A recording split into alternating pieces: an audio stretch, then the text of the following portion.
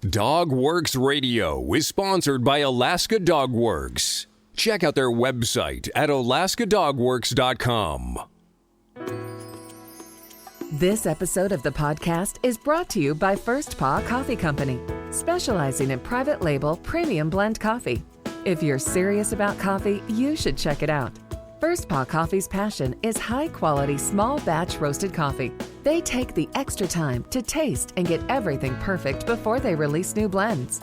They aim to bring you a cup of happiness each time you pour yourself some coffee. Find out more at ak.dog/free and enter for a chance to win some First Paw Coffee prizes, a book from our collection, and tote bag. One winner will be selected at random each month. That's ak.dog/free. What the heck is my dog trainer talking about? If you've ever taken dog training classes, then you know there are specific expressions. Give your dog a job. Be the leader. Alpha dog. Socialization, etc. The meaning of these words and expressions may not be obvious to persons not involved in dog training. It can get more complicated when the techniques used to change a dog's behavior are called confusing things like positive punishment and negative rewards. In this podcast, I will define some of the vernacular used in dog training so that any layperson could understand the terms. From First Paw Media, sponsored by Alaska Dog Works Professional Canine Training Center in Anchorage, Alaska. This is Dog Works Radio, committed to families and their dogs to build lifelong and fulfilling relationships. Visit our website at dogworksradio.com. Now here are your hosts, Robert and Michele Forto. Hello and welcome to Dog Works Radio. This is Michele Forto, the lead trainer of Alaska Dog Works. As you know, every profession has their own jargon or double talk. When they speak about their jobs, they often defer back to what they are used to saying on a daily basis. You know, like a carpenter would say, hand me a handful of 8-penny nails, or that teenager at the fast food joint yelling back to the cook, we have a quarter, hold the sauce, and still waiting on a scattered, smothered, and covered. Dog training is the same way. I find myself all the time telling my clients, oh, that is just an example of counter-conditioning and desensitization. The client often looks at me like I am crazy. Well, today, we are going to tell you all about our own lingo. First up is temperament. The aspects of a dog's personality that are generally thought to be innate. These can be classified in many ways, but the dog's activity level, mood, attention span, curiosity, drives, adaptability, trainability, social tendencies, and fight or flight response are some of the more common measures of temperament.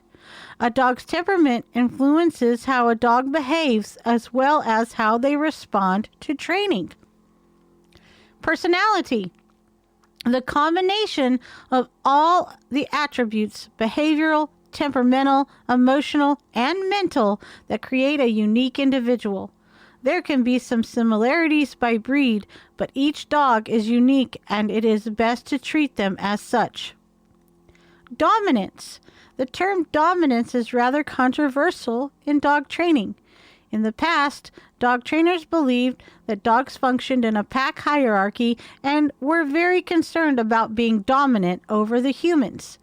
It was then postulated that the humans need to be sure that the dogs knew who was boss and needed to do this using some strange things like making sure humans ate first and using punitive training methods. Modern positive dog training is not so concerned with dominance and more concerned with changing problematic behaviors using techniques such as management and reward-based training. Here is an excerpt from the APDT, a large professional organization of dog trainers. Dominance is not a personality trait, but primarily a distinctive term for relationships between pairs of individuals. And moreover, the use of the expression dominant dog is meaningless, since dominance can apply only to a relationship between individuals.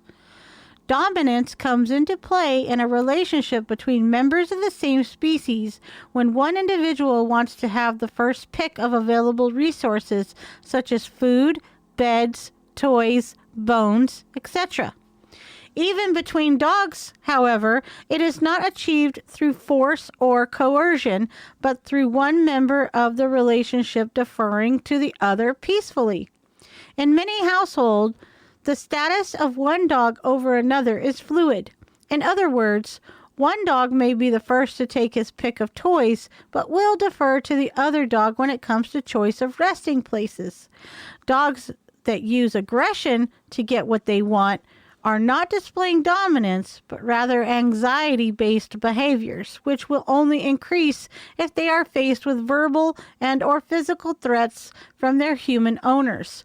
Basing one's interaction with their dog on dominance is harmful to the dog-human relationship and leads to further stress, anxiety, and aggression from the dog, as well as fear and antipathy of the owner. Alpha. This is yet another controversial term and is related to dominance, which is explained before. When a trainer refers to an alpha individual, what they generally mean is the most dominant individual. In other words, the individual that gets what they want. Modern positive dog trainers are not really much concerned about alpha and are more concerned with effective dog training based on scientific principles such as rewarding desired behavior and preventing and gently discouraging undesirable behavior. Leader. Dog trainers refer to the leader as the role that the human should ideally take with their dog. The leader is fair, consistent, and controls the resources that the dog wants, such as food, affection, fun activities, etc. Being a good leader to your dog involves consciousness to reward behavior you like and not reward behavior you don't like in your daily life. For example, if your dog pulls on the leash, a good leader does not just continue walking, but perhaps stops walking to let the dog know that pulling will not work. Respect. In the past, dog trainers referred to respect a lot and would say things like, "Your dog is not obeying because he does not respect you." Today, we know that if a dog does not obey a command, it is because he or she has not been trained well enough using the basic principles of dog training, such as shaping, repetition, management, and proofing. If you feel that your dog does not respect you, it may also be that you need to be more careful about how you are interacting with your dog in your daily life. Does your dog get petted when he jumps up or laughed at for stealing a sandwich off the table?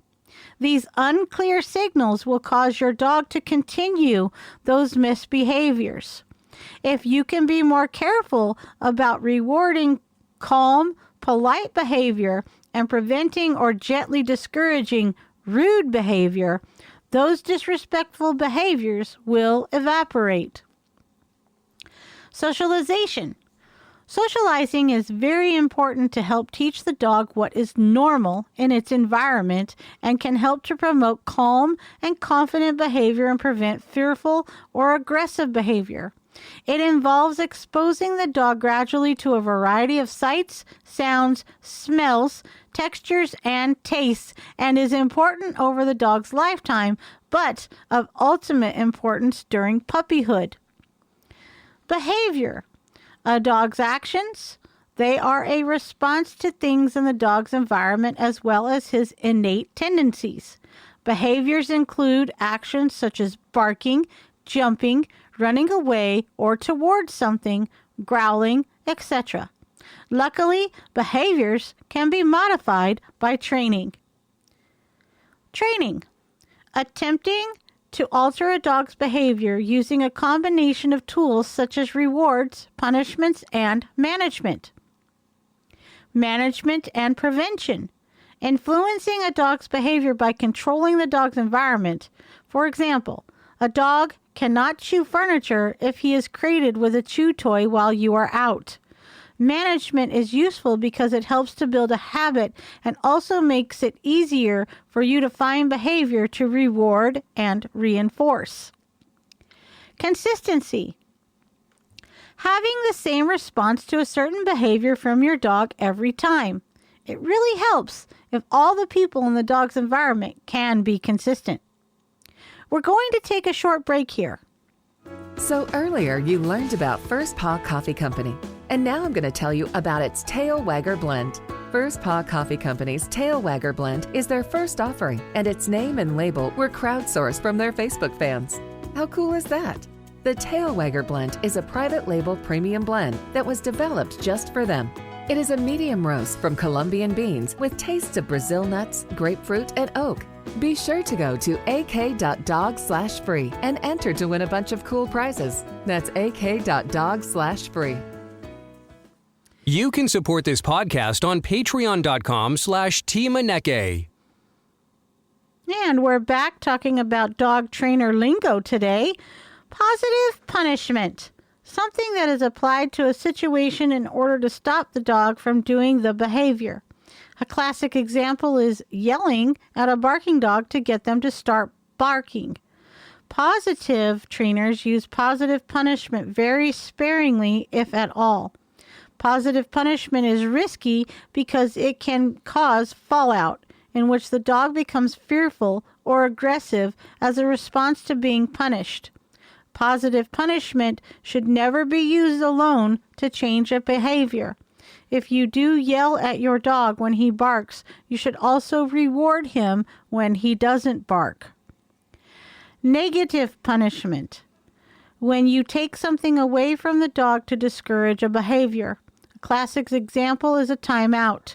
Negative punishment is fairly benign, but should be used sparingly with an emphasis on rewarding what you do want the dog to do. Negative reinforcement. Something removed from a situation to increase the chance of the behavior being exhibited again, i.e., constant stimulation on an electronic collar which is removed when the dog behaves appropriately.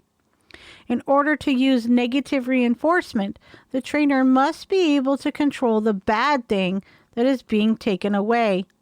Positive trainers don't make much use of this modality. Positive reinforcement. Giving the dog something to encourage a behavior. If you like it when your dog walks nicely by your side, you could praise him, feed him a treat, take a few fun running steps, etc. This is where positive trainers put their focus. Praise. Happy words spoken to communicate to your dog that he or she has done something that you like. Praise is not always effective in motivating a dog. Some dogs love it, but others need more concrete rewards such as food or play or privileges. Reinforcement. Strengthening a behavior through rewards or punishments. Consequence, an action or event that occurs after a behavior. It can affect how that behavior occurs in the future. For a consequence to be effective, it needs to occur very closely after the behavior, within a couple of seconds. Timeout. Putting the dog by itself in a neutral, boring place for a short time to discourage misbehavior. Correction. A type of positive punishment that, if done correctly, causes the dog to immediately begin the desired behavior. A common example is a leash jerk. Positive trainers do not generally use corrections. Trick. Any behavior that you teach your dog. Tricks provide entertainment and engage the dog's mind, which can help to alleviate behavior issues caused by boredom. Command. A request for your dog to perform a certain behavior. Positive trainers prefer to use the term cue. Giving your dog a job. A popular term used to explain a dog's need for mental and physical exercise. It is a type of management. Properly exercising your dog can prevent lots of misbehaviors and help to foster a calm and happy dog. An example is having your dog work for his food using treat dispensing toys or training. You could also train your dog to carry a weighted pack on walks. Motivation.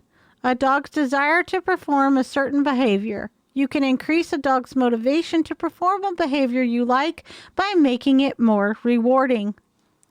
Counter conditioning. Building an emotional response to something in the environment.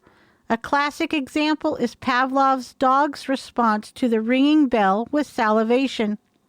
We can use counter conditioning in dog training to help teach a dog to feel happier about something he was previously fearful of by pairing the fearful stimulus with something the dog loves.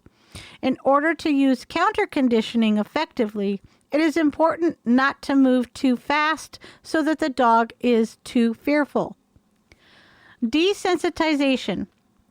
Exposing the dog to a stimulus in low levels so that the dog becomes unaffected by it and then gradually increases the level. An example of desensitization is teaching the dog not to be afraid of thunder sounds by playing a recording of the sounds at a very low volume and then gradually increasing the volume. Flooding can happen when you go too fast in desensitization and basically throw the dog in. It is the equivalent of putting the dog in a very fearful situation and then waiting for him to habituate it. Flooding can be very dangerous and is not recommended. Shaping.